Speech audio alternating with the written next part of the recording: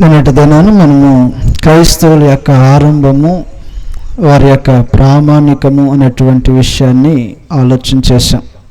వారి ఆరంభం ఎలాగనో జరిగింది, వారికి ప్రామాణికంగా ఎంచుకోవాల్సినటువంటిది ఏంటి?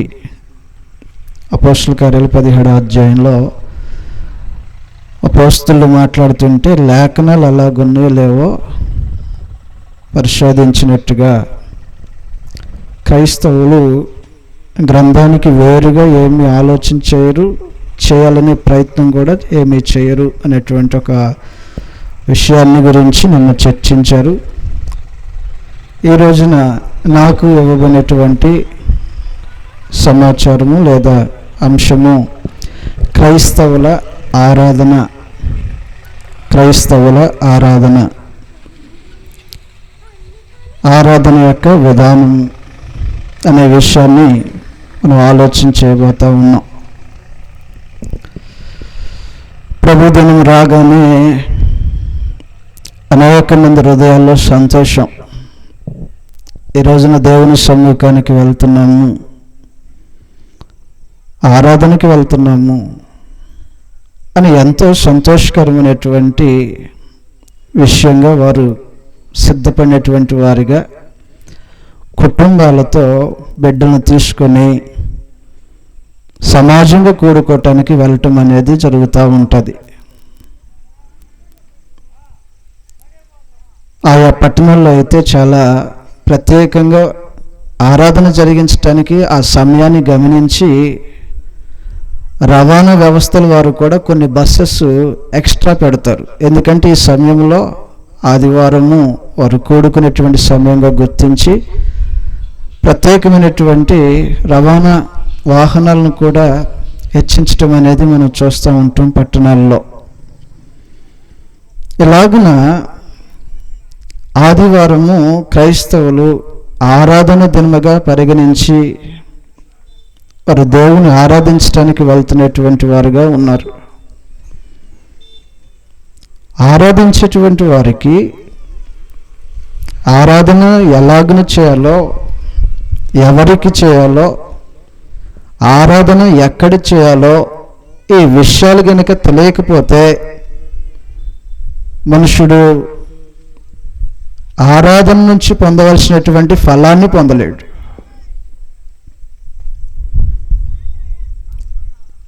ఆరాధకునికి సంపూర్ణ సిద్ధి కలగాలి. ఆరాధన చేస్తే మహోన్నతులైనటువంటి దేవుని యొక్క ముఖ దర్శనం జరగాలి. ఆరాధన చేస్తే దేవుని యొక్క సమ్ముఖంలో, దేవుని యొక్క ప్రసన్నత ఆ సమయంలో ఒక రోజున ప్రత్యక్ష గుడారంలోనికి ఎలాగైతే సమాజంగా కూడుకున్నప్పుడు దేవుని యొక్క మహిమ తేజస్సు నిలబడి ఉంటుందో,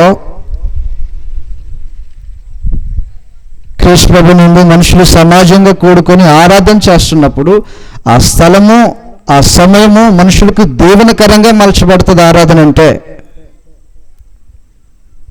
అంతటి ప్రత్యేకమైనటువంటి ఆరాధన జరిగించవలసినటువంటి రూపంలో జరిగించుకున్నామో లేదో ఒకసారి ఆలోచించబోతాం. క్రైస్తవులుగా ఇది చాలా ప్రాథమికంగా ఆలోచన చేయవలసినటువంటి విషయం ఇది. అందువలన ఆరాధన అనగానేమి, ఆరాధన అనగానేమి, వాస్తవంగా ఆరాధన అనేటువంటి పదానికి అనేకమైనటువంటి పర్యాయ పదాలు ఉన్నాయి. మ్రొక్కుట, సాగిలపడుట, నమస్కరించుట,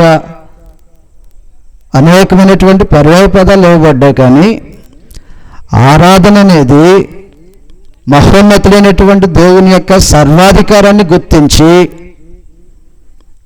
మనపూర్వకంగా అత్యంత వినయ విధేయతలతో ఆయన ఎదుట భక్తిని ప్రదర్శించటం ఆరాధన. సాగిలపడినంత మాత్రం ఆరాధన అయిపోదు. అనేక మంది గ్రంథాల్లో వ్యక్తులు ఎదుట సాగిలపడ్డారు, నమస్కారాలు చేశారు.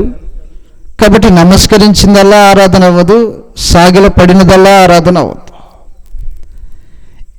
ఏశావు తన ఎదుట వస్తున్నాడని ఎరిగినటువంటి యాకోబు తనను ఎదుర్కొనే క్రమంలో పలుమార్లు సాగిలపడి నమస్కారం చేస్తూ ఉంటుంటాడు. ఆరాధన వల్ల ఆరాధన అంటే సాగిలపట్టం కాదు. అందువల్ల నమస్కరించేటువంటి మనుషులు ఉంటారు, మొక్కి తల నేల కానిలాగా మొక్కి ఇలాగ సాగిలపడి నమస్కరించే మనుషులు ఉంటారు ఎదుటివారు ఎదుట. ఆరాధన అవదది. ఆరాధన సర్వోన్నతుడైనటువంటి దేవుని యొక్క ఘనతకు, ఆయన సమ్ముఖంలో అత్యంత వినయ విధేయతలతో మనపూర్వకంగా ఆయన సేవించటం అనేటువంటి ఒక భావన ఆరాధన అనేది. ఆజ్ఞ ప్రకారంగా జరగాలి ఆరాధన. దేవుని యొక్క ఆజ్ఞ ప్రకారంగా జరగబడుతూ ఉంటుంది ఆరాధన అంటే. అందువలన ఆరాధనలో గతంలో ఎలాగన జరిగేదంటే, ఆరాధన ప్రత్యక్ష గుడారము నిలపబడినప్పుడు కానీ, దేవాలయము నిర్మాణం చేయబడినప్పుడు కానీ, ప్రత్యక్ష గుడారంలో లేదా దేవాలయంలో ఉన్నటువంటి ఉపకరణాలు ఉంటాయి, అనేకమైనటువంటి ఉపకరణాలు ఉంటాయి.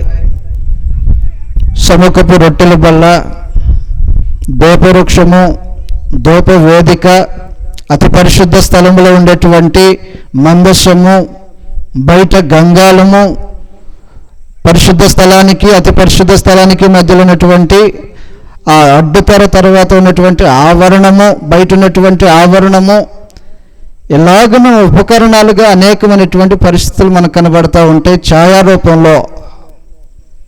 హెబ్రీయులకు రాసిన పత్రిక 9వ అధ్యాయంలో, హెబ్రీయులకు రాసిన పత్రిక 9వ అధ్యాయంలో ఎలాగని రాయబడి ఉంటుంది. హెబ్రీయులకు రాసిన పత్రిక 9వ అధ్యాయము 9వ వచనంలో మనం చదువుతున్నాము. ఆ గుడారము ప్రస్తుత కాలమునకు ఉపమానముగా ఉన్నది. ఈ ఉపమానార్థమును బట్టి మనస్సాక్షి విషయంలో ఆరాధికునికి సంపూర్ణ స్థితి కలగజేయలేని అర్పణను బలులను అర్పింపబడుచున్నవి. కాబట్టి 11వ వచనం చదువుతాం. అయితే క్రీస్తు రాబోచున్న మేలుల విషయమై ప్రధాన యాజకుడిగా వచ్చి తానే నిత్యమైన విమోచనము సంపాదించి హస్తకృతము కానిది, అనగా ఈ సృష్టికి సంబంధము కానిది మరి ఘనమైనదియు పరిపూర్ణమైననైన గుడారము ద్వారా, ఒక రోజున గుడారమును గురించి మాట్లాడుతున్నాడు. గుడారాలు ఉన్నటువంటి ఉపకరణాల గురించి మాట్లాడుతూ ఉంటుంటాడు. మొదటి భాగం నుంచి మనం చదివితే ప్రత్యక్ష గుడారములో ఉంచబడినటువంటి ఉపకరణాలు కొన్ని ఉన్నాయి. ఉపకరణాలు కూర్చున్నటువంటి ప్రస్తావన చేసుకుంటూ వచ్చి, ఒక రోజున వేయబడినటువంటి గుడారము మరొక దానికి ఛాయగా ఇది చూపించబడుతుంది. ప్రస్తుతానికి వాస్తవమైన గుడారం ఒకటి వేయబోతుంది భవిష్యత్తులో.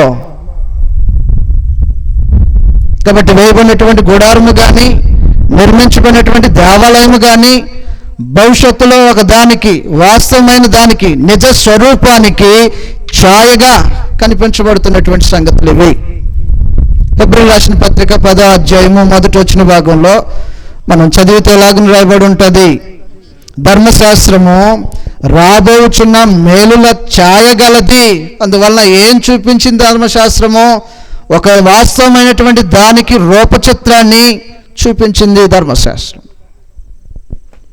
కాబట్టి ప్రత్యక్ష గుడారము లేదా దేవాలయంలో ఉంచబడినటువంటి ఉపకరణాలు ఒక వాస్తవమైనటువంటి దానికి ఛాయాచిత్రంగా చూపించబడ్డాయి. భౌతికంగా కనిపించినటువంటి ఏ ఉపకరణమైనా సరే ఆత్మ సంబంధమైనటువంటి రూపంలో దానికంటే ఒక ప్రత్యేకతను సంతరించుకుంది. ఇలాగున ఆరాధన గుడారంలో సేవాధర్మం జరిగించడానికి యాజకుడు ప్రవేశించేవాడంట. ఉపకరణాలను ఉపయోగించుకొని సేవాధర్మాన్ని జరిగించడానికి ఆ ఆత్మ సంబంధమైనటువంటి ఉపకరణాలుగా లేదా నిజమైనటువంటి గుడారంలో జరగవలసినటువంటి ఆరాధన క్రమం అనేది కొత్త నిబంధన చట్టంలో ఎలాగనూ దాఖలు చేయబడింది. దేవాలయానికి వచ్చేటువంటి మనుషులు దేవాలయంలో ఉన్నటువంటి ఉపకరణము ప్రతిదీ ఒక ప్రత్యేకమైనటువంటి పనిని జరిగించడానికి ఎలాగైతే ఉద్దేశించబడిందో వాటన్నిటినీ నిజ స్వరూపంలో ఇలాగన గ్రంథంలో నిజమైనటువంటి వాస్తవాలు చూపించబడతా ఉంటాయి. కాబట్టి ఆరాధన చేయటానికి ప్రతి ప్రభుదినాన మనుషులు సమాజంగా కూడుకుంటున్నారంటే ఆ స్థలాల్లో ఏమి జరిగించబడాలి? ఒకటి సర్వోన్నతుడైనటువంటి దేవునికి ప్రార్థనలు యాచనలు సమర్పించబడాలి. ఆ స్థలంలో తిమోతి రాసిన మొదటి పత్రిక 2వ అధ్యాయము 8వ వచనంలో రాయబడినటువంటి సంగతులు ఈ విధంగా ఉంటాయి. ఆరాధనలో భాగమై ఉన్న ఇవన్నీ. కావున ప్రతి స్థలమందును పురుషులు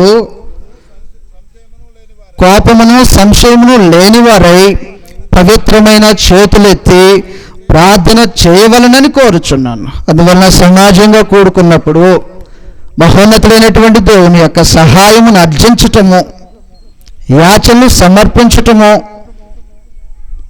కృతజ్ఞతాస్తుతులు చెల్లించటము, ప్రార్థనాపూర్వకంగా మనవి చేయటం అనేది ఆరాధనలో ఒక భాగమై ఉంటుంది. 2, ఆరాధన జరిగించడానికి విచ్చేసినటువంటి సమాజము జవహబలు అర్పించడం అనేది జరుగుతూ ఉంటుంది. హెబ్రీయులకు రాసిన పత్రిక 13వ అధ్యాయంలో, హెబ్రీయులకు రాసిన పత్రిక 13వ అధ్యాయము 15వ వచనంలో రాయబడినటువంటి సంగతులు ఈ విధంగా ఉన్నాయి. చదువుతున్నాం మనం. కాబట్టి ఆయన ద్వారా మనము దేవునికి ఎల్లప్పుడూ స్తుతియాగము చేయుదుము, అనగా ఆయన నామమును ఒప్పుకొనుచు జహ్వఫలము అర్పించుదము. ఆరాధనలో ఒక భాగం ఇవి. సమాజంగా కూడుకుంటారు. సృష్టికర్త అయినటువంటి దేవునికి ప్రార్థన చేయటంతో ఈ క్రమం ప్రారంభించబడుతుంటుంది. అనేకమైనటువంటి స్థలాలలో ప్రార్థనలు చేయటము, సమాజంలో ఆయన నామమును కీర్తించటము, అనగా జహ్వబలు అర్పించటము జరుగుతుంటుంది. ఆరాధనలో భాగంగా 3వ విషయం ఏమంటే బోధ చేయటం జరుగుతుంది. బోధ. అపోస్తలుల కార్యాలు 2వ అధ్యాయం 42వ వచనంలో రాయబడినటువంటి సంగతులు ఈ విధంగా ఉంటాయి. బోధ జరుగుతుంటుంది. ఏ బోధ అంటే ఆ బోధ జరగదు ఆరాధన క్రమంలో. అపోస్తలులు బోధించినటువంటి బోధ, అనగా దాన్ని క్రీస్తు బోధ అని అన్నాడు. ఏ బోధ అయితే పరిశుద్ధులకు అప్పగించబడిందో ఆ బోధ విషయం అనేటువంటి దేవుని యొక్క సంగతుల యొక్క ప్రకటన జరుగుతుంది ఆ రోజున. అపోస్తలుల కార్యాలు 2వ అధ్యాయం 42వ వచనంలాగా రాయబడి ఉంటుంది. అపోస్తలుల బోధ యందును సహవాసం అందును. అందువలన మరొక సంగతి మాట్లాడుతున్నాడు ఆరాధన క్రమంలో జరిగించబడుతున్నటువంటిది. జాగ్రత్తగా గమనించండి నేను ఏమేమి మాట్లాడుతున్నానో. ఆరాధన అంటే సహజంగా లోకంలో జరుగుతున్నటువంటి తంతు వేరు. ఆరాధన విషయంలో పల్లెటూరు కాబట్టి పల్లెటూరు యొక్క మాటలు మాట్లాడుతాను నేను. ఆ రోజు ఆదివారము వ్యవసాయం చేసేటువంటి రోజులు అవి. వ్యవసాయం చేయటానికి మా గ్రామంలో ఉన్నటువంటి ప్రజలు నాటు వేయటానికి బయలుదేరినటువంటి సమయం అది. చూస్తేనేమో ఏదైతే ఆరాధన చేయటానికి ఒక అయ్యగారు అంటాడు కదా, అయ్యగారు రాలేదు. ఇప్పుడు ఏం చేయాలా? లోపలికి వెళ్ళి మనమే ప్రార్థన చేసుకొని పాటలు పాడుకొని పోయేంత సమయం లేదు. కాబట్టి మెట్ల దగ్గర మోకాళ్ళు వేసుకొని ఆదివారం కాబట్టి 2 నిమిషాలు ప్రార్థన చేసుకుందాం, ఆదివారం కాబట్టి ఇది చూస్తేనేమో ఆయన రాలేదు, సమయం లేదు. మెట్ల దగ్గర ఉండి అందరూ వరుసగా మోకాళ్ళు వేసి ప్రార్థన చేస్తున్నారు. ఈరోజు ఏంది బయట జరుగుతుంది? బయట ఏం జరగట్లా. సమయాభావాన్ని పాటిస్తున్నారు వాళ్ళు. సమయం లోపలికి వెళ్ళి కూర్చొని దేవుని యొక్క మాటలు విని ఆ క్రమం ఏదైతే ఉందో అది జరిగించే సమయం లేదు. కాబట్టి వ్యవసాయ పనికి త్వరగా వెళ్ళిపోవటానికి బయట నిలబడి మోకాళ్ళు వేసుకొని ప్రార్థన చేసుకొని వెళ్ళిపోతున్నారు. ఆరాధన అవదది క్రమం ఉంటుంది, దానికంటే ఒక క్రమం ఉంటుంది. అందువల్ల దేవుని యొక్క సమాజముగా కూడుకుంటే దేవుని ప్రజలు ఒకటి దేవుణ్ణి ప్రార్థించటము, జెహోవాను అర్పించటము, బోధ చేయటము, ప్రభు యొక్క త్యాగాన్ని జ్ఞాపకము చేసుకోవటము ప్రతి ప్రభుదినాన జరిగేటువంటి ఆరాధన క్రమంలో భాగం ఇవి. కొరింథీయులకు రాసిన మొదటి పత్రిక 11వ అధ్యాయంలో ఇలాగ రాబడి ఉంటుంది 23వ వచనంలో. కొరింథీయులకు రాసిన మొదటి పత్రిక 11వ అధ్యాయం 23వ వచనంలో రాయబడినటువంటి సంగతులు ఈ విధంగా ఉన్నాయి. నేను మీకు అప్పగించిన దానిని ప్రభువు వలన పొందితిని, ప్రభువైన యేసు తాను అప్పగించబడిన రాత్రి ఒక రొట్టెని ఎత్తుకొని కృతజ్ఞతాస్తుతులు చెల్లించి దానిని విరిచి, ఇది మీ కొరకైన నా శరీరము, నన్ను జ్ఞాపకము చేసుకున్నట్టుకు దీన్ని చేయుడని చెప్పాను. అందువలన ఆరాధన క్రమంలో ప్రభు యొక్క త్యాగం ఏదైతే ఉందో అది ప్రచురణ చేయబడాలా. బల్లారాధన అనే సపరేట్గా ఏమి ఉండదు. ప్రతి ప్రభుదినాన జరిగించవలసినటువంటి ఆజ్ఞ, అది ఆచారము, అపోస్తులు బోధించినటువంటి ఆచారం, అపోస్తుల యొక్క పారంపర్యం నుంచి వెలువడినటువంటి క్రమం అది. అపోస్తుల కార్యాలు 20:7 రాయబడినటువంటి సంగతులు ఈ విధంగా ఉన్నాయి. అందువలన లంకాసాగర్ గ్రామంలో ఉన్నటువంటి ప్రజలు ఎవరైతే ఉన్నారో, మీరు ఆరాధన చేసినటువంటి ఏ స్థలాలకు వెళ్తున్నటువంటి స్థలాలలో ఈ క్రమము అనుసరించబడుతుందో లేదో ఆలోచన చేయవలసిన వారై ఉంటారు.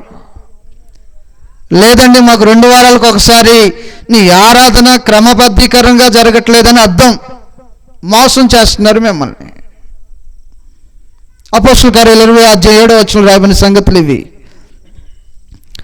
అపోస్తుల కార్యాలు 20:7 ఆదివారమున మేము రొట్టె విరుచుటకు కూడినప్పుడు, అందువల్ల ఆదివారము ప్రభు దినము ఆరాధన దినముగా ఎంచబడుతున్నటువంటి ఆ దినమునందు సమాజంగా కూడుకున్నప్పుడు మనుషులు చేయవలసినటువంటి ఒక క్రమములో ప్రభు యొక్క మరణమును ప్రచురము చేయటం అనేది ఒకటి ఉంది. అది మీరు వెళ్తున్నటువంటి స్థలాలలో జరిగించబడుతుంటే, మీరు వెళ్తున్నటువంటి స్థలంలో ఆ క్రమం జరుగుతుందని అర్థం. లేదండి మా అయ్యగారు బిజీగా ఉంటాడు, 2 వారాలకు ఒకసారి అన్నాడు, ఎప్పుడైతే ఏంటి అది, వారానికి ఒకసారి అయితే ఏంటి, 2 వారాలకు ఒకసారి అయితే ఏంటి, ఏమీ అయితే సమర్థించుకోవద్దు దయచేసి. ఇది క్రమం కాదు. ఆదివారం అనే క్రమంలో జరిగించవలసినటువంటి ఆరాధనలో విశేషతలు ఉన్నాయి. కాబట్టి ప్రభు దినము గురించి ఆలోచించవలసిన వారమై ఉంటాం మనం. ఇకపోతే ప్రభు దినాన జరగవలసినటువంటి ఆరాధన క్రమంలో ఒక భాగంగా కానుకల సమర్పణ. కొరింథీయులకు రాసిన 1 పత్రిక 16:1, కొరింథీయులకు రాసిన 2 పత్రిక 9:7 ఈ క్రమం అంతా జరిగించబడతా ఉంటుంటుంది ఆరాధనలో. కాబట్టి మొదటిగా మీకు ఏం తెలియచేస్తున్నానంటే, ఒక క్రమము దేవుని యొక్క గ్రంథాన్ని ఆధారం చేసుకొని వెలికి తీయటము, ఛాయను బట్టి వాస్తవాన్ని చూడటం అనేది జరుగుతుంది. ప్రత్యక్ష గుడారములో దేవాలయంలో ఉపకరణాలు ఉపయోగించి యాజకులు ఎలాగైతే సేవాధర్మాన్ని జరిగించేవారో, క్రొత్త నిబంధనలో ఆత్మ సంబంధమైనటువంటి రూపచిత్రంగా చూపించబడుతున్నటువంటి క్రమము ఇప్పటి వరకు మనం ఆలోచన చేశాము.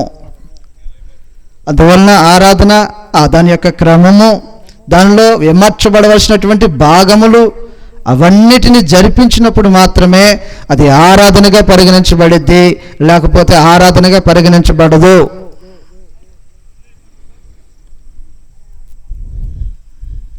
క్రైస్తవులు మొదటిగా ఈ క్రమాన్ని ఎరిగినటువంటి వారై ఉండాలి. మనుషులకు తెలియక ఏం చేస్తున్నారంటే,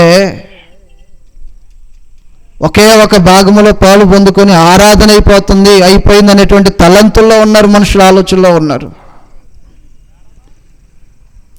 క్రమముగా జరగవలసినటువంటి ప్రక్రియ ఇది. కాబట్టి క్రమం ఏంటో మొదటిగా మనకు తెలియాలి. ఈ సహోదరులకు నేను తెలియచేస్తున్నా, మీరు వెళ్తున్నటువంటి స్థలంలో ప్రతి ప్రభు దినాన ఈ సిస్టమ్ ఫాలో అవుతుందా? ఒకవేళ ఫాలో అవ్వట్లేదు అనుకోండి, జాగ్రత్త పడాల్సిన అవసరం ఉంటుంది. మనకు తెలిసిన ఆరాధన అవ్వదు. క్రమం చూపించాడు గ్రంథంలో దేవుడు. ఆ క్రమం ఏమిటో తెలిసినటువంటి వారిగా ఆరాధించవలసిన వారమే ఉంటాం. ఇకపోతే క్రైస్తవులు ఎవరిని ఆరాధన చేయాలనేటువంటి స్పష్టతను కలిగిన వారే ఆరాధన చేయవలసిన వారై ఉంటారు. ఎవరిని ఆరాధించాలి? క్రైస్తవులు సమాజంగా కూడుకుంటున్నారు ఆరాధన అనేటువంటి భావనతో. ఈ భావన కలిగిన వారే ఎవరిని ఆరాధించడానికి వెళ్తున్నారో అది స్పష్టత కలిగిన వారుగా ఉండాలి. క్రైస్తవులు దేవదూతలను ఆరాధన చేయటానికి అనుమతించబడిన వారు కాదు. మొదటి సంగతి గమనించవలసిన వారై ఉంటారు. పూర్వకాలంలో ఎలాంటి పరిస్థితులు ఉండేవంటే, దేవదూత తమకు ప్రత్యక్షమైనటువంటి సమయాన మనుషుల యొక్క హృదయాల్లో వెంటనే భావన కలుగుతుంది, వీళ్ళకి ఏదైనా బలి తీసుకొచ్చి బలి అర్పించేద్దాం దేవదూతకు, ఆహార పానీయాలు సిద్ధం చేసి సమర్పించేద్దాం, సాష్టాంగ నమస్కారం చేసి వారికి మొక్కుదామన్నటువంటి భావన పూర్వపు దినాల్లో ఉన్నటువంటి మనుషుల్లో ఉండేది. ఇది ఒక రోజున ఇలాగనే మనోహ దంపతులకు పరమ నుంచి పంపించబడినటువంటి దేవదూత ప్రత్యక్షమైనప్పుడు తమకు పుట్టబోయే బిడ్డ విషయంలో అనేకమైన సంగతులు చర్చించబడ్డాయి. అయ్యా, మీకు బిడ్డ పుట్టబోతున్నాడు, మీ బిడ్డ విషయంలో మీరు తినవలసినవి ఇవి, వారికి నేర్పించవలసినవి ఇవి అని బోధపరచబడిన తర్వాత మనోహ తన మనసులో ఉన్నటువంటి భావనను వ్యక్తపరుస్తాడు. కొద్దిసేపు మీరు ఇక్కడ ఆగండి. ఎందుకు ఆగాల? మేము ఏదో బలి నైవేద్యం సమర్పించుకుందాం అనుకుంటున్నాం, అది స్వీకరించిపోవాలా? ఎవరికంటే వారికి బలి నైవేద్యాలు సమర్పించడానికి అనుమతి కలిగినటువంటి వాడు కాదు నరుడు. న్యాయాధిపతుల గ్రంథం 13వ అధ్యాయంలో దేవదూత ప్రత్యక్షమైనటువంటి సమయంలో మనోహ యొక్క హృదయంలో కలుగుతున్నటువంటి భావనలాగునుంటుంది. న్యాయాధిపతుల గ్రంథము 13వ అధ్యాయము 15వ వచనంలో రాయబడినటువంటి సంగతులు ఈ విధంగా ఉంటాయి. 13-15లో అప్పుడు మనోహ, మేము ఒక మేకపిల్లను సిద్ధపరిచి నీ సన్నిధిని ఉంచు వరకు నీవు ఆగుమని మనవి చేసింది. ఎవరిని ఆగమని? యెహోవా దూతను ఆగమని. దేనికి ఆగమని? బలి నైవేద్యాలు తీసుకురావటానికి. మేకపిల్లను వధించి బలి నైవేద్యాలు తీసుకుని వస్తాము, వాటిని స్వీకరించిన తర్వాత నువ్వు వెళ్ళిపోదు. కానీ దానికి బదులు సమాధానం ఎలాగొస్తున్నదంటే, యెహోవా దూత, నీవు నన్ను పిలిచినను నీ భోజనం నేను తినను, నీ దహన బలి అర్పింప నిర్దేశించిన ఎడల అది యెహోవాకు దాన్ని అర్పింపవలెనని. నువ్వు ఎవరికంటే వాడికి చేసేది ఆరాధన అవ్వదు, స్వీకరించబడేది అవ్వదు. క్రైస్తవులు గమనించవలసిన సంగతి. దేవదూతను ఆరాధించాలన్నటువంటి భావన కలగవచ్చు. వాళ్ళు ప్రత్యక్షమైనటువంటి పరిస్థితిని బట్టి, వారు కనిపించిన దానిని బట్టి మహనీయులని, మనకంటే శక్తిమంతులని, పరమ నుంచి పంపించబడినటువంటి వారని, దేవుని సమ్ముఖంలో నిలబడేటువంటి వారని మనోహ తన హృదయంలో భావన కలిగిన వాడై, మేకపిల్ల తీసుకొస్తాను, బలి నైవేద్యాన్ని అర్పిస్తాను, దాన్ని స్వీకరించి వెళ్ళండి అని అన్నాడు. నువ్వు బలి అర్పించు నిర్దేశము కలిగిన ఎడలా ఆయనకి చెయ్యి. కాబట్టి క్రైస్తవులు దేవదూతలను ఆరాధన చేసేవారు కాదు, అనుమతించబడిన వారు కాదు అలాగని ఆరాధన చేయటానికి. కొలస్సీ రాసిన పత్రిక 2వ అధ్యాయంలో దేవదూత ఆరాధన నందు మనుషులకు కొంత ఇచ్చుంటుంది. మనకంటే కొద్దిగా అధికులైనటువంటి వారు కనిపించినప్పుడు ఈ మనసు కలిగిన వారుగా ఉండరు క్రైస్తవులు. కొలస్సీ రాసిన పత్రిక 2వ అధ్యాయం. నాకు సమయం ఎప్పుడైపోతే అప్పుడు చెప్పండి, అప్పుడే ఆపేసేస్తా. నిన్న కూడా సమయాభావాన్ని బట్టి మనం చాలా సంగతులు చర్చించలేని పరిస్థితులు ఏర్పడ్డాయి. అయినా సరే ఇబ్బంది లేదు. సమయంలో ఇవ్వబడినటువంటి సమయంలో ఎంతవరకు వెళ్తుందనే విషయాన్ని చూసి ముగించబోతుంది. దైవజనులు ఉన్నారు, వారు చాలా విషయాలు మనతో మాట్లాడవలసిన వారే ఉన్నారు. కొలస్సీ రాసిన పత్రిక 2వ అధ్యాయంలో రాబడినటువంటి సంగతులు ఈ విధంగా ఉన్నాయి. 18వ వచనం చదువుతాం. అతి వినయాసక్తుడై దేవదూత ఆరాధనని ఇచ్చగలిగి, ఎవరిని ఆరాధించాలనేటువంటి మనసుది, ఎవరిని ఆరాధించాలనేటువంటి ఇచ్చ దేవదూత ఆరాధన ఇచ్చగలిగి, అది అందువల్ల మనుషులకి ఇలాంటి భావన ఉండొచ్చు. మనకంటే గొప్పవారు, అధికులు, శక్తిమంతులు అనేటువంటి భావనతో ఆరాధన చేయటానికి అనుమతించబడేవారు కాదన్నమాట.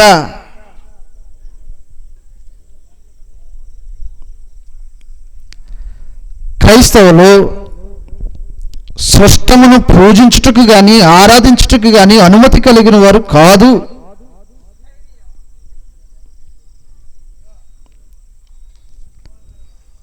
మానవ ఇమాజినేషన్ నుంచి కలిగినటువంటి ద ఆర్ట్ ఆఫ్ మ్యాన్, తన మనసులో ఏదో భావన కలిగింది, బంగారాన్ని తీసుకున్నాడు, చమత్కారంగా చెక్కాడంట. వెండిని తీసుకున్నాడు, చమత్కారంగా చెక్కాడు. రాతిని తీసుకున్నాడు, చమత్కారంగా చెక్కాడు.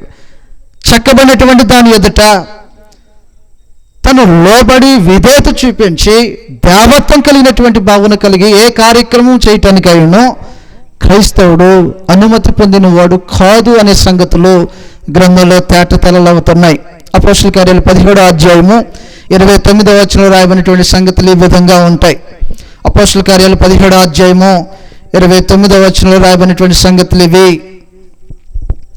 కాబట్టి మనము దేవుని సంతానమై ఉండి మనుషుల చమత్కార కల్పన వలన మలచబడిన బంగారమునైనను వెండినైనను రాతినైనను దేవత్వము పోలి ఉన్నదని, అందువలన మానవ యొక్క ఊహ నుంచి, ద ఇమాజినేషన్ ఆఫ్ మ్యాన్, ఊహల నుంచి కల్పించబడినటువంటి చమత్కారంతో రూపించబడినటువంటి దానికి మనుషుడు సాష్టాంగ నమస్కారము చేయటానికి అనుమతి కలిగిన వారు కాదు.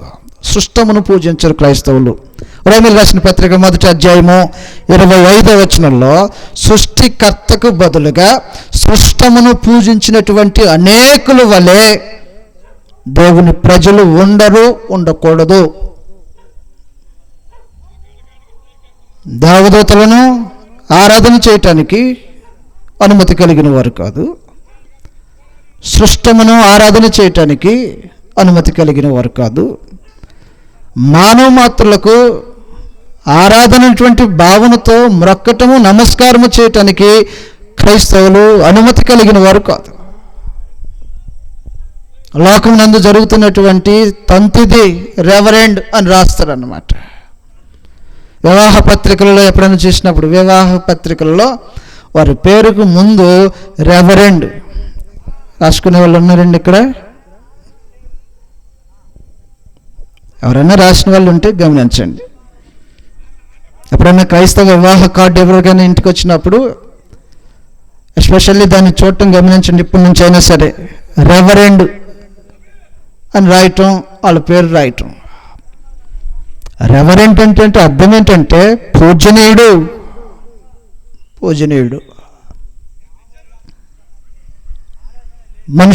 మనుషులు పూజించబడటానికి అర్హులు కాదు. అపోస్తలుల కార్యాలు 10వ అధ్యాయంలో ఒక రోజున అపోస్తలుడైనటువంటి పేతురు కొర్నేలి ఇంటికి వెళ్ళినప్పుడు కొర్నేలి యొక్క భావన ఏంటంటే పరమ నుంచి పంపించబడినటువంటి దూత చేత నాకు సూచించబడినటువంటి వాడిగా పరిగణించి ఈ మనుషుడు ఏంటో అతీతమైనటువంటి వాడు, నాకంటే ఉన్నతమైనటువంటి వాడుగా ఎంచినటువంటి వాడై ఎప్పుడైతే తన ఇంటిలోనికి పేతురు అడుగు పెడతాడో అడుగు పెట్టిన మరుక్షణంలో సాగిలపడి వంగి నమస్కారం చేయబోతుంటే కొర్నేలి అడ్డగించి నేను నీ బొట్టు నరుడినే, నేను కూడా నరుడనే అని చెప్పి అతను లేవనెత్తి అతనితో మాట్లాడుచు వగైరే సంగతులు మాట్లాడు. అందువల్ల నేను కూడా నరుడినే. ఈరోజున రెవరెండ్ అనేటువంటి మాట మాట్లాడుతున్నటువంటి మనుషునికి దేవుని యొక్క స్థానంలో తను పెట్టుకొని దేవునికి చెందవలసినటువంటి ఘనత తనకు చెందేలాగా, దేవునికి చెందవలసినటువంటి గౌరవము తనకు చెందేలాగా మనుషుడు దేవుని యొక్క స్థానాన్ని ఆక్రమించేస్తున్నాడు అన్నమాట.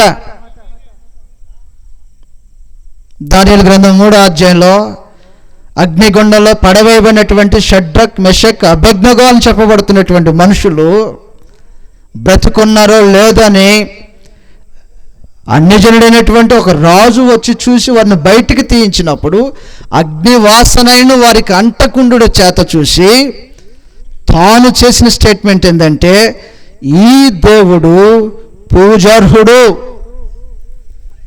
నరుడు కాదా.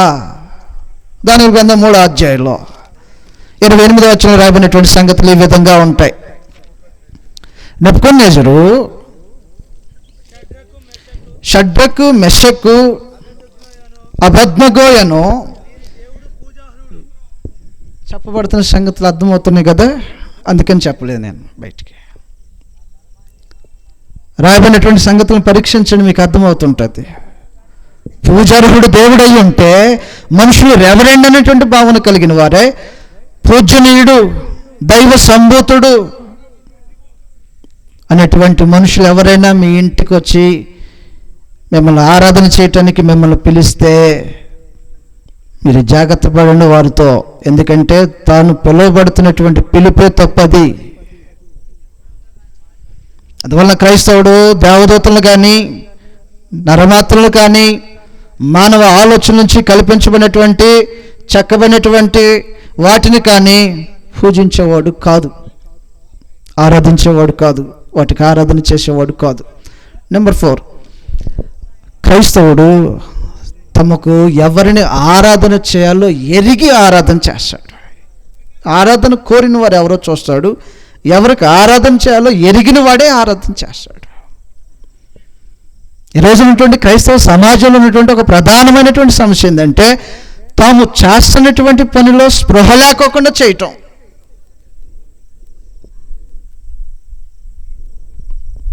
అది ప్రమాదానికి దారితీస్తూ ఉంటుంటుంది.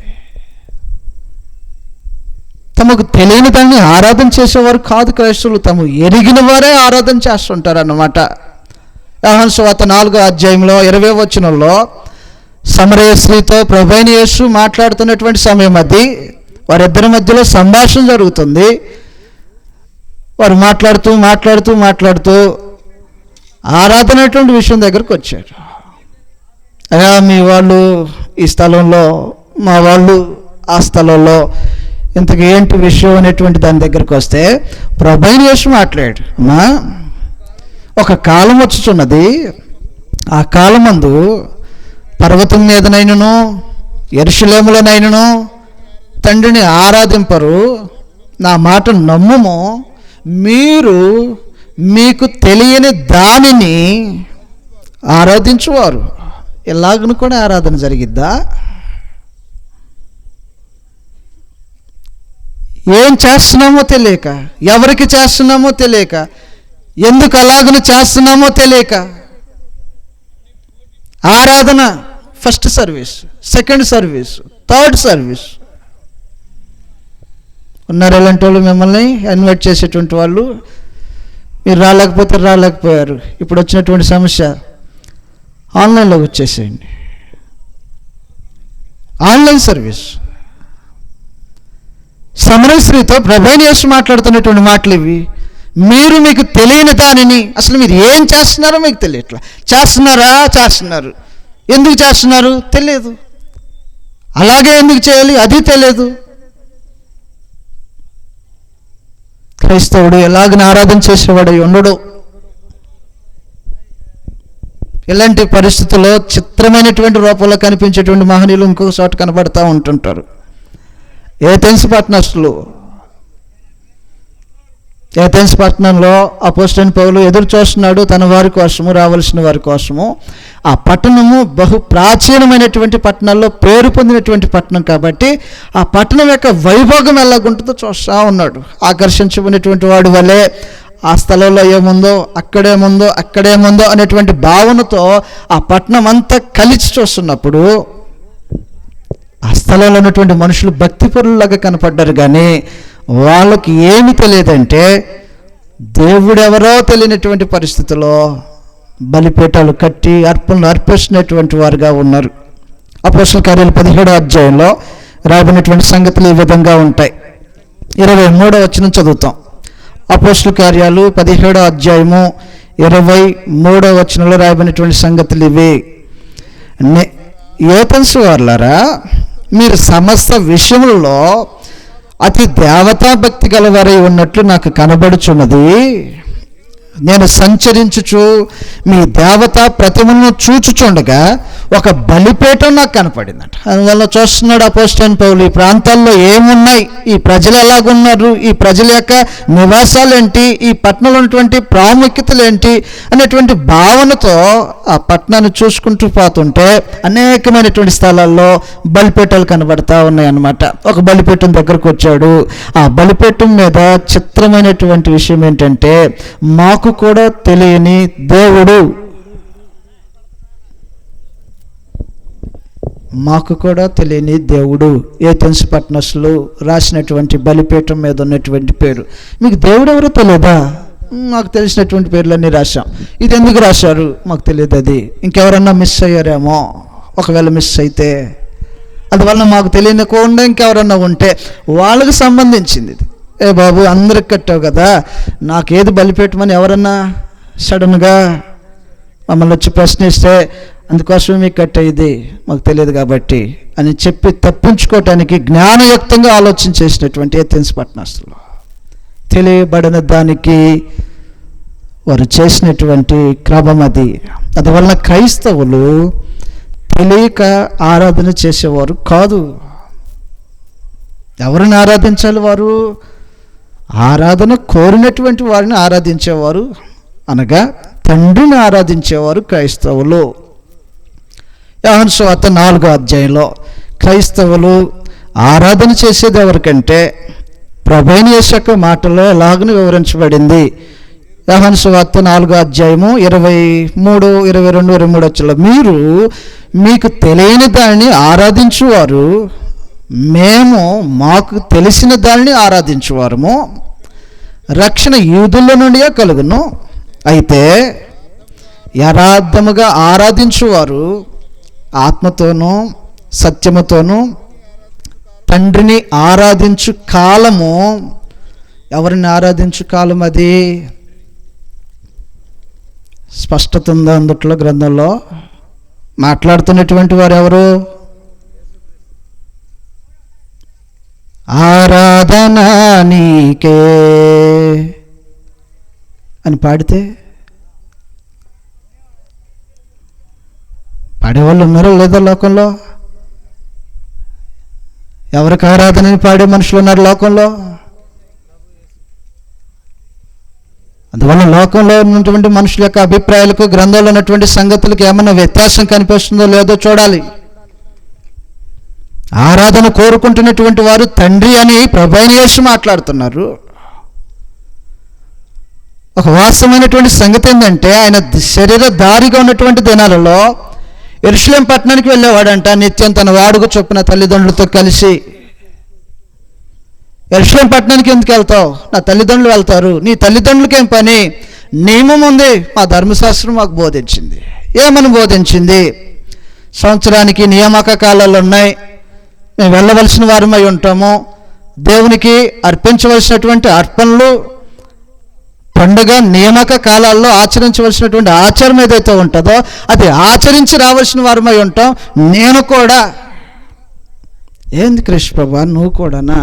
మీ తల్లిదండ్రులు అంటే ఓకే, నువ్వు కూడానా? నేను కూడా. లోకసువార్త 2వ అధ్యాయంలో రాయబడినటువంటి సంగతులు ఈ విధంగా ఉన్నాయి. లోకసువార్త 2వ అధ్యాయంలో యెరూషలేముకి వెళ్ళేవాడంట తల్లిదండ్రులతో పాటు కలిసి ప్రభువైన యేసు. ఇది వాడుక చొప్పున 2వ అధ్యాయము 41వ వచనం నుంచి రాబడినటువంటి సంగతులు. లోకసువార్త 2వ అధ్యాయం 41. పస్కా పండుగ అప్పుడు ఆయన తల్లిదండ్రులు ఏటాటా యెరూషలేముకి వెళ్ళుచుండువారు. ఆయన 12 ఏండ్ల వాడై ఉన్నప్పుడు ఆ పండుగ నాచరించుటకై వాడుక చొప్పున వారు యెరూషలేమునికి వెళ్ళేవారు. దేనికోసం వెళ్ళేవారు? ఎలాగుందో చూసొద్దాం అని వెళ్ళేవాడు కాదనమాట. అసలు నన్ను ఎలా ఆరాధన చేస్తున్నారో ఆ థ్రిల్ వేరుగా ఉంటుంది, ఒకసారి చూసొద్దాం. ఆయన ఆరాధన చేస్తుంటే చూడటానికి వెళ్ళిన వాడు కాదు క్రీస్తు ప్రభు. మొన్న భారతదేశంలో క్రికెట్ ఆడుతున్నటువంటి ఒక క్రీడాకారుడికి ఇచ్చినటువంటి ఘనత ఏంటంటే, రోహిత్ శర్మ రిటైర్మెంట్ ప్రకటించాడు. కొంతమందికి తెలిసి ఉండకపోవచ్చు ఆ పేరు. అతని పేరు మీద స్టేడియంలో రోహిత్ స్టాండ్ అని ఒక పేరు పెట్టేసేసారు. ఈయన అడుగుతున్నారు, అండి మీ ఫీలింగ్ ఏంటండి? ప్రఖ్యాతి చెందినటువంటి ఒక స్టేడియంలో మీ పేరు రాయించబడింది కదా, ఒక స్టాండే మీకోసం పెట్టారు కదా, మీ ఫీలింగ్ ఏంటంటే, నా పేరు పెట్టబడినటువంటి ఆ స్టాండ్ని చూస్తున్నప్పుడు ఆ స్టేడియంలో నేను ఆడుతుంటే ఎలాగుంటుందో నేను దాన్ని అనుభవించబోతున్నా. దీనికోసం పోలా క్రీస్తు ప్రభు. తనను ఆరాధిస్తున్నటువంటి జనం ఏం చేస్తున్నారో, ఎలా చేస్తున్నారో, తనకు సమర్పించేటువంటి విషయాలు ఎలాగున్నాయో తాను గమనించడానికి పోలా. ప్రజలతో పాటు ఒకడిగా, అందరిలో ఒకడిగా ధర్మశాస్త్రాన్ని ఆచరించడానికి విధేయత చూపించినటువంటి వాడిగా యెరూషలేము పట్టణానికి వెళ్ళేవాడు. యెరూషలేము పట్టణంలో ఆయా కాలంలో జరిగించవలసినటువంటి నియామక కాలంలో జరిగించుకొని వచ్చేవాడు అన్నమాట. ఇది క్రీస్తు ప్రభు చేసినటువంటి కార్యం. అది అందువల్ల క్రైస్తవులు ఎవరిని ఆరాధన చేయాలి? క్రీస్తు ప్రభునా? ఒకవేళ క్రీస్తు ప్రభు ఆరాధన కోరున్నట్లయితే మనం చేయటానికి ఏంటి ఇబ్బంది? గ్రంథంలో ఆరాధన అనేటువంటి భాగంలో నేనుంటాను, నేను పంపించినటువంటి నా కుమారుడైనటువంటి క్రీస్తు ఉంటాడు అంటే పెద్ద ఇబ్బంది మనకి చేయటం. ఆరాధన కోరిన వారు ఎవరు? అది ఎరిగిన వారై ఆరాధించేటువంటి వారై ఉంటారు క్రైస్తవులు. తండ్రి ఆరాధన కోరాడంట. క్రీస్తు ప్రభు చెప్పాడు తన మాటల్లో, అయ్యా మేము తను కలుపుకొని మాట్లాడు. మీరు ఎరగని దాన్ని ఆరాధించేవారు, మేము అనగా నేను కూడా మాకు తెలిసిన దానిని ఆరాధించువారు. క్రైస్తవులు తండ్రిని ఆరాధన చేసేవారై ఉంటారు. క్రైస్తవులు తండ్రిని ఎక్కడ ఆరాధన చేయాలి, చేస్తే అది అంగీకరించబడిద్ది. ఎక్కడ ఆరాధన చేయాలి క్రైస్తవులు? ఊళ్ళో బోల్డ్ అనే ఆప్షన్స్. మన ఊళ్ళో లేవా ఆప్షన్స్? నాకు తెలిసి ఇక్కడ కూడా ఒక 10-15 ఉంటాయి అనుకుంటున్నా. ఒకవేళ మీ దగ్గర లేకపోతే మా ఊరు ఒకసారి రండి. తన్నగా ఎట్టు డొంక తిరుగులు లేకోకుండా మెయిన్ రోడ్ ఆనుకొని ఒక్కొక్కటిగా లెక్కేసుకుంటూ పోతే సుమారుగా ఒక 9 దగ్గర, 1/2 కిలోమీటర్ లోపు 9 అఫీషియల్గా బయటికి కనపడే, కొన్ని అన్అఫీషియల్గా లోపల ఇళ్లల్లో పెట్టుకున్నవి కొన్ని. కాబట్టి బోల్డ్ అండ్ ఆప్షన్స్. ఒకసారి బెదిరించారనుకో ఇంకోసాటికి వెళ్తారు, ఇంకోసారి నచ్చలేదనుకో నువ్వు కాకపోతే ఈ ఊర్లో ఎక్కడ లేదా మేము ప్రార్థన చేసుకునే స్థలం, ఆరాధన చేసుకునే స్థలం. ఒకవేళ సౌకర్యాలు బాగలేదనుకో 1-2 రోజులు చూస్తారు, అక్కడ కూర్చోలేకపోతున్నామండి సరిగ్గా, మార్చేస్తారు. హితబోధ సౌండ్ పడుతుందనుకో ఇది అసలుకే దురద వస్తుంది. ఏది? ఈ చెవి దురద పెట్టడం మొదలుపెట్టింది. ఈ దురద పెట్టినోడు ఒకసారి కుదురుకోండు, అమ్మా ఇది మనకు సెట్ అయ్యేది కాదనుకుంటాడు, మార్చేస్తాడు. ఎక్కడ ఆరాధన చేయాలి క్రైస్తవులు? ఆరాధన చేయవలసినటువంటి స్థలం ఏదన్నా దేవుడు చూపించాడా? ఈ స్థలములో ఆరాధన చేయవలసిన వారై ఉంటారని దేవుని యొక్క గ్రంథంలో ఏదైనా దాఖలు చేయబడి ఉంటే మన అభిప్రాయాలకు పనిచేయకూడదుగా. స్థలాన్ని చూపించేటువంటి బాధ్యత దేవునిదైతే ఆ స్థలంలో ఆరాధన చేయవలసినటువంటి బాధ్యత క్రైస్తవుడిది అయి ఉంటుంది. మనం సెలెక్ట్ చేసుకోవటం స్థలాన్ని? పరమ తండ్రి ధర్మశాస్త్రము అనే నిబంధన చేసుకున్న దినాల్లో ఇశ్రాయేలు ప్రజలతో మాట్లాడేటప్పుడు ఎలాగని మాట్లాడంటే, నాయన మీకు ఇది చాలా దూరం, మీకు ఎక్కడైతే అనువై ఉంటుందో అందరికీ అందరు కలిసి మాట్లాడుకోండి, మేము ఇక్కడ ఉంటాము, మేము ఇక్కడ చేసుకుంటాం, మేము ఇక్కడ చేసుకుంటాం, ఏదైనా మాట్లాడుకోండి, మీరు చేసుకున్నటువంటి ఆ నిర్ణయం చొప్పున చేయండి అని వారితో పరమ తండ్రి మాట్లాడినటువంటి విషయం కాదు అది.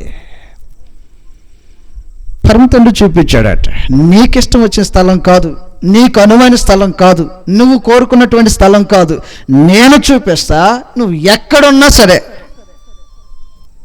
ద్వితీయోపదేశకాండం 12వ అధ్యాయంలో రాయబడినటువంటి సంగతులు ఈ విధంగా ఉంటాయి.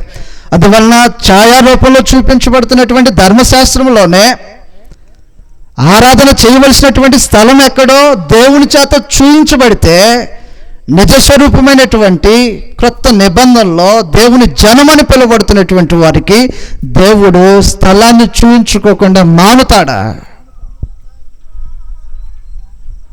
ద్వితీయోపదేశకాండం 12వ అధ్యాయంలో రాయబడినటువంటి సంగతులు ఈ విధంగా ఉంటాయి. 12వ అధ్యాయము 2వ వచనంలో రాయబడినటువంటి సంగతులు చదువుతున్నాం. మీరు స్వాధీనపరచుకొనుటకు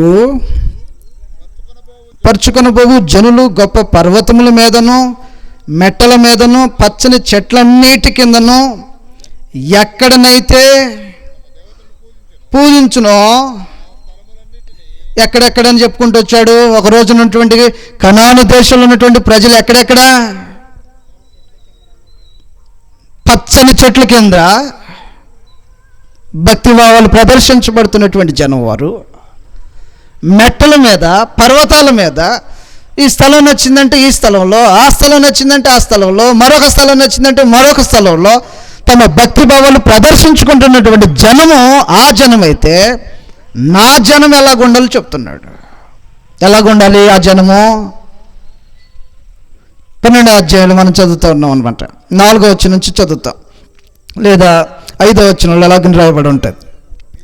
మీ దేవుడైన యెహోవా మీ సమస్త గోత్రములలో తన నామమును స్థాపించుకొనుటకు నివాస స్థానముగా ఏర్పరచుకుని స్థలమును వెదకి.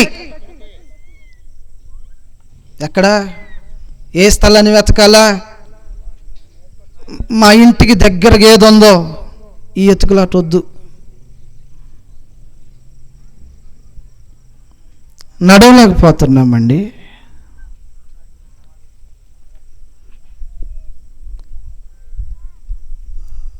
మనోడా కాదా? మీకు ఇంత వివరంగా చెప్పాల్సిన అవసరం లేదు. అంతకు మించి నేనేం మాట్లాడగలను? మనోడా కాదా అంటే అర్థమైపోయా. మనోడా కాదనేటువంటి భావనతో వెళ్ళరు, దగ్గరగా ఉందని లేదనేటువంటి ఆలోచనతో వెళ్ళరు. దేవుడు ఏర్పరచుకున్నటువంటి స్థలం ఏదో దానిని వెతకి.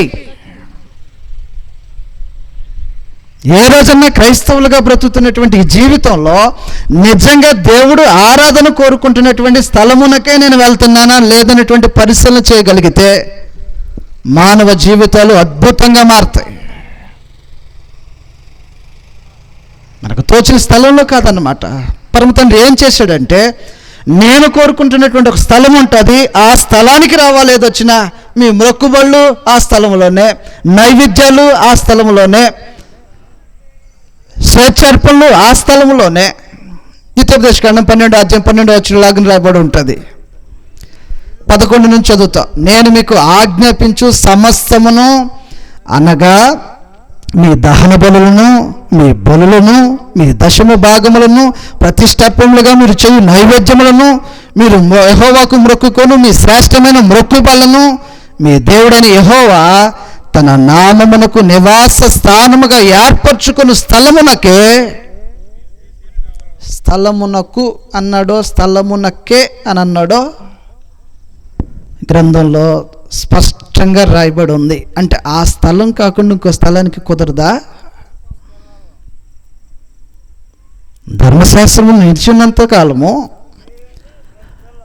ఆరాధన చేయటానికి వెళ్ళేవారంట. ఎక్కడ ఆరాధన చేయటానికి వెళ్ళేవారు? యెరూషలేములో ఆరాధన స్థలం. సమరయ స్త్రీతో ప్రభువైన యేసు మాట్లాడేటప్పుడు యోహాను సువార్త 4వ అధ్యాయంలో, అయ్యా మా వాళ్ళు ఎక్కడ ఆరాధన చేస్తున్నారు, ఆరాధించవలసిన స్థలము ఎక్కడుందని చెప్పేవారు యూదులు. మీ పిచ్చి, ఏదో మీరు ఆరాధన చేసుకుంటున్నారు కానీ అసలు ఆ స్థలం కాదు అది. యూదులు మాట్లాడేవారు సమరయులతో. యూదులు ఏమని మాట్లాడేవారంటే, వారు గెరోజీమైనటువంటి కొండ మీద వీళ్ళతో వాళ్ళు కలవనిట్లని భావన కలిగిన వారే అక్కడ ఆరాధన చేయటం మొదలు పెట్టేసేసి అక్కడ దేవుడు అనేటువంటి పేరట కార్యక్రమాలు, ఆరాధన క్రమము ఏదేదో చేస్తుంటే యూదులు మాటి మాటికి ఎదురుపడినప్పుడల్లా, మీ పిచ్చి అండి, మీ పిచ్చి ఏంటా పిచ్చి, అసలు అది ఆరాధన స్థలం అయితే కదా అక్కడ అనేవాళ్ళు. అంటే ఆరాధన స్థలం కాదా అది? ఆరాధన స్థలం అది కాదు, యెరూషలేములో ఉంది ఆరాధన స్థలం. యెరూషలేములో ఆరాధన స్థలం ఉందని చెప్పేవారు. అపోస్తలుల కార్యాలు 8:26 కూడా రాయబడినటువంటి సంగతులు మనం చదవగలిగితే, అపోస్తలుల కార్యాలు 8:26 నపుంసకుడు ఆరాధన చేయటానికి వెళ్తున్నాడు. ఎక్కడంటే అక్కడ ఆరాధన చేయటానికి ఎంచుకోవాలా, తన దేశంలో ఆరాధన చేయటానికి ఆలోచించేలా, తనకు ఏదైతే స్థలం నచ్చుతుందో ఆ స్థలానికి వెళ్ళటానికి ఆలోచించేలా యెరూషలేమునకు తండ్రిని ఆరాధన చేయటానికి వెళ్ళాడంట. ఎందుకు యెరూషలేముకే? దేవుడు కోరాడు ఆ స్థలాన్ని. ఛాయారూపంగా చూపించబడుతున్నటువంటి నిబంధనలోనే ఏ స్థలములో సమస్త కార్యక్రమాలు జరిగించబడాలని చూపించబడుతుంటే శ్రేష్టమైన నిబంధన కదా. పరమ తండ్రి మనకి ఆప్షన్, చాయిస్ ఈజ్ ఎవర్స్ అని వదిలేశాడా? ఎంచుకుని నీ ఇష్టం. రూపాన్ని చూసి, దూరాన్ని చూసి, సౌఖ్యాన్ని చూసి, మనవాడ కాదాన్ని చూసి, నేడొక స్థలాన్ని కోరుతున్నాడు దేవుడు. నేను ఈ స్థలంలో ఉంటా, ఆ స్థలానికి నువ్వు రా. నువ్వున్న స్థలానికి నేను రాను, నేనున్న స్థలానికి నువ్వు రా. లేదు మేము ఎక్కడ ఉంటాము, ఎట్లేదైనా మీరే రావటానికి ప్రయత్నం చేయండి అని ఎవడు కోరుకున్న దేవుడు ఆ స్థలాన్ని విడిచి రాడు. కీర్తన 132 పరమ తండ్రి ఒక స్థలాన్ని కోరుకున్నాడంట. నేను ఎక్కడే ఉంటా, ఇది నా విశ్రమ స్థానము, నేను నివసించడానికి ఇష్టపడినటువంటి స్థలం ఇది. అందువల్ల ఏ మనుషుడైనా సరే ఈ స్థలానికి వచ్చి ప్రార్థనలు చేస్తే, ఆరాధన జరిగిస్తే, దేవుని సమీపించడానికి పూనుకుంటే ఆ మనుషుడికి సిద్ధి కలుగుతుంది.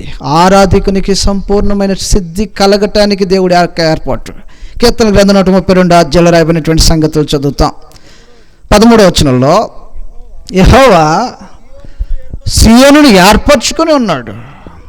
సేనాయి కాదు ఇది సియోను గురించి మాట్లాడుతున్నాడు. సియోను అంటే దేవుని యొక్క జనము. ఈరోజున దేవుని జనం ఎవరో తెలియచేయబడుతున్నటువంటి సంగతులు. క్రైస్తవులు క్రీస్తు ప్రభు యొక్క అధికారం క్రింద కట్టబడినటువంటి సంఘంలో ఆ మనుషులు ఉంటే వారు దేవుని యొక్క జనమై ఉంటారు. చదువుతాం. సియోనుని ఏర్పరచుకొని ఉన్నాను, తనకు నివాస స్థలముగా దానిని కోరుకొని ఉన్నాను. ఇది నేను కోరిన స్థానము, ఇది నిత్యము నాకు విశ్రమ స్థానముగా ఉండును. ఎక్కడనే నేను నివసించదను. ఎక్కడనే అంటే మరొక చాట కాదా? మరొక చాట కాదు. అందువలన గ్రంథంలో తెలియచేయబడినటువంటి సమాచారాన్ని బట్టి క్రైస్తవుడు ఆరాధించడానికి వెళ్ళవలసినటువంటి స్థలం ఏమిటి? సియోను. సియోను అనగా మత్తయి సువార్త 16:18 తెలియచేసినట్టుగా, నా సంఘమును కట్టుదును. ఆ స్థలములో కట్టబడితే ఇది దేవాలయంగా పిలువబడుతుంది. క్రీస్తు ప్రభు మూలరాయి అయ్యుండి అపోస్తులు ప్రవక్తలు వేసినటువంటి పునాది చేత దేవాలయంగా పిలువబడితే దేవాలయంలో ఆరాధన జరుగుతుంది. ఒక రోజున ఎక్కడ జరిగేది ఆరాధన? ధర్మశాస్త్రం నిలబడి ఉన్నంతకాలము యెరూషలేములో దేవాలయంలో ఆరాధన చేయడానికి వెళ్ళేవారు. ఇర్మియా గ్రంథం 26:2 తెలియచేయబడినట్టుగా ధర్మశాస్త్రము నిలుచున్నంత కాలము ప్రజలు ఆరాధన చేయడానికి వెళ్ళేవారంట, దేవాలయంలో ఆరాధన చేయడానికి వెళ్ళేవారు అనమాట. ఇర్మియా గ్రంథం 26:2 లాగున రాయబడి ఉంటుంది. యెహోవా ఆజ్ఞ ఇచ్చినదేమనగా, నీవు యెహోవా మందిర ఆవరణములో నిలిచి నేను నీకు ఆజ్ఞాపించు మాటలన్నిటినీ యెహోవా మందిరములో ఆరాధించుటకై వచ్చు. ఎక్కడ ఆరాధించడానికి వచ్చేవారు? యెహోవా మందిరములో యెహోవాను ఆరాధించడానికి వచ్చేవారు అన్నమాట. మందిరములో జరిగేటువంటి క్రమం అది. ఈ రోజున మందిరం ఏంటి? ఎఫెసీయులకు రాసిన పత్రిక 2:20 నుంచి మనం చదివితే, క్రీస్తు యేసు మూలరాయి ఉంటే అపోస్తులు ప్రవక్తలు వేసిన పునాది మీద సజీవమైనటువంటి రాళ్ల వలె కట్టబడి ఉంటే, ప్రతి కట్టడమును ఆయనలో చక్కగా అమర్చబడి ప్రభువునందు పరిశుద్ధమైన దేవాలయం అగునట్లు. ఈ రోజున ఉందా దేవాలయం? ఈ రోజున దేవాలయం ఉందా? ఒక రోజున దేవాలయము సొలొమోను చేత కట్టించబడినటువంటి దేవాలయంగా, యెరూషలేము పట్టణంలో కట్టబడినటువంటి దేవాలయంలో సమస్తమైనటువంటి సేవాధర్మం జరిగించడం కోసం ఎలాగైతే ఒక ప్రత్యేకమైన స్థానంగా చూపించబడిందో, క్రైస్తవులు ఆరాధన చేయటానికి, మిగిలిన వారి సంగతి గురించి మాట్లాడలేదు, క్రైస్తవులు ఆరాధన చేయటానికి దేవుడు ఏర్పరచుకున్నటువంటి దేవాలయం ఒకటి ఉంది. ఇది ఆత్మ సంబంధమైనటువంటి మందిరం. ఒక రోజున ఆ మందిరం ఉంది, ఈ రోజున ఆత్మ సంబంధమైనటువంటి మందిరం ఉంది. ఆత్మ సంబంధమైన మందిరం ఉంది. కాబట్టి మీరు ఆ మందిరంలో ఉన్నారా? ఆ మందిరంలో దేవుని యొక్క నివాసంగాను, దేవుడి విశ్రమ స్థానంగాను, సమస్తమైనటువంటి వారు అర్పించబడుతున్నటువంటి అర్పణలు స్వీకరించడానికి పరమ తండ్రి ఆ స్థానంలో ఉంటే, మనం చేసేదేమో ఒక స్థానంలో. ఎవరైనా చేస్తారండి అలాగా? అసలు ఇక్కడ దేవుడు ఉండడు అన్న కాడ ఎవరన్నా ఉంటారు? అక్కడ రోగం వచ్చింది, ఈ స్థలంలో డాక్టర్ అసలు ఉండడు అని ఏదో రాశారు నేమ్ ప్లేటు. ఎంతసేపు ఉంటారు అక్కడ? రాని ఇవాళ రాకపోతే రేపు వస్తాడు ఏంటి? ఉంటారండి అసలు? తీవ్రమైన బాధ వేధిస్తున్నప్పుడు మనుషుడు ఏం చేస్తాడు? ఇవాళ కాకపోతే రేపు వస్తాడు, రేపు కాకపోతే ఎల్లుండి వస్తాడు. ఉంటారు అలాగా? దేవుడే లేడురా బాబు అంటుంటే, దేవుని యొక్క నివాస స్థలం కాదని దేవుని యొక్క గ్రంథం మాట్లాడుతుంటే, దేవుడు కోరుకున్నటువంటి ఒక స్థలం ఒకటి ఇది అని దేవుడు చూపించినప్పుడు మనుషులు హృదయాన్ని కఠినపరుచుకొని ఆ స్థలంలో మూర్ఖంగా ఉన్నారనుకోండి, భవిష్యత్తు మహాభయంకరంగా ఉండిపోతుంది. నష్టము మనమే అనుభవించాలి. జాగ్రత్త. అందువల్ల దేవాలయము, కట్టబడినటువంటి దేవాలయం, వివరాలు మాట్లాడటానికి సమయం కాదు ఇది. ఎక్కడ ఆరాధన చేయాలి? ఒక రోజున ఆ స్థలంలో దేవాలయంలో ఆరాధన చేయబడతా ఉంటే, ఈ రోజున క్రైస్తవులు క్రీస్తు ప్రభు చేత కట్టబడినటువంటి ఆత్మ సంబంధమైనటువంటి మందిరం ఒకటి ఉంది. ఆ దేవాలయంలో వారు ఆరాధన చేయవలసిన వారై ఉంటారు. ఎలా ఆరాధన చేయాలి? ఇది మొదలు పెట్టానంటే అంత టైం అయితే తెలియదు. అందువల్ల దయతో నాకు అనుగ్రహించిన సమయంలో నేను ముగించేస్తున్నా. పరమ తండ్రి మనందరికీ కూడా మంచి అవకాశము ఇక్కడున్న ప్రభు సంఘం చేత అనుగ్రహించారు. ప్రత్యేకించి లంకాసాగర్ గ్రామంలో ఉన్నటువంటి ప్రజలు సద్వినియోగం చేసుకోవటానికి ప్రయత్నం చేయండి. ఎంతో వ్యయ ప్రయాస. దేవుడు ఏ స్థలంలో ఉంటాడో సూచించబడుతున్నప్పుడు, లేఖనాలు నిరూపిస్తున్నప్పుడు, ఒకవేళ మన హృదయాన్ని కఠినపరుచుకొని దానికి వేరుగా ఉంటే, ఎక్కడైతే లేండి, ఏదైతే లేండి, ఎలాగైతే లేండి, ఈ భావనతో మనం ఎంతకాలం నడిచినా ఆరాధికునికి చెందవలసినటువంటి సంపూర్ణ సిద్ధి ఎన్నటికీ కలగదు. No use. అలాగనే వ్యర్థారాధన చేయొద్దు. వ్యర్థమైన ఆరాధన అది, ఫలం లేని ఆరాధన, దేవుడు స్వీకరించిన ఆరాధన, అర్పించుకునేటువంటి అర్పణలకు ప్రతిఫలము పొందలేనటువంటి ఆరాధన అయి ఉంటుంది. అటువంటి ఆరాధికులుగా మీరు ఉండొద్దు. క్రైస్తవుడు ఆరాధన క్రమం ఏంటో తెలుసుకున్న వాడై ఉండాలి. మొదటిగా మీకు తెలియచేసే మొదటి భాగంలో ఇది క్రమము, ఇలాగనే జరిగించబడతాయి కార్యక్రమాలు. ఛాయారూపము, నిజస్వరూపము. ఒకవేళ ఈ నిజస్వరూపానికి సంబంధించినట్టుగా కార్యక్రమాలు జరగకపోతే, మా దగ్గర ప్రభురాత్రి భోజనం 2 వారాలకు ఒకసారి అండి, నెలకు ఒకసారి అండి, మా అయ్యగారికి కలవట్లేదండి, మేమే వెళ్ళట్లేదండి, క్రమం తప్పామని అర్థం. అది ఆరాధన అవదది. 2, ఎవరిని ఆరాధన చేయాలో ఎరిగిన వారే ఆరాధన చేస్తారు. ఎవరు ఆరాధన కోరుకుంటున్నారు గ్రంథంలో తెలియచేశారు. 3వది, ఎక్కడ ఆరాధన చేయాలి? ఒకప్పుడు ఎక్కడ అన్ని విషయాలకు మనుషులు సమీపించి వెళ్ళి నైవేద్యాలు, దహన బళ్ళు, దశమ భాగాలు, శ్రేష్టార్పణలు, స్వేచ్ఛార్పణలు, మొక్కుబళ్ళు చెల్లించుకుంటూ వచ్చేవారు. ఈ రోజున పరమ తండ్రి ఒక స్థలాన్ని చూపించాడు. ఈ స్థలానికి రావాలి. ఇది సియోను. ఈ సియోనులో నేను ఉంటా. నేనున్న స్థలానికి రండి. అలా స్థలానికి వెళ్ళటానికి ప్రయత్నం చేయండి. మీ దగ్గరలో ఉన్నటువంటి క్రీస్తు సంఘాన్ని సమీపించి విషయాలను గ్రహించి మరింత మేలు పొందాలని మీకు ప్రేమతో మనవి చేస్తూ అవకాశాన్ని కల్పించిన స్థానిక సంఘానికి, స్థానిక సంఘ దైవజనులకు ఇప్పటి వరకు ఎంతో శ్రద్ధగా ఓపికతో విని సహకరించిన మీ అందరికి కూడా ప్రభు నామంలో వందనములు సమర్పిస్తున్నాను.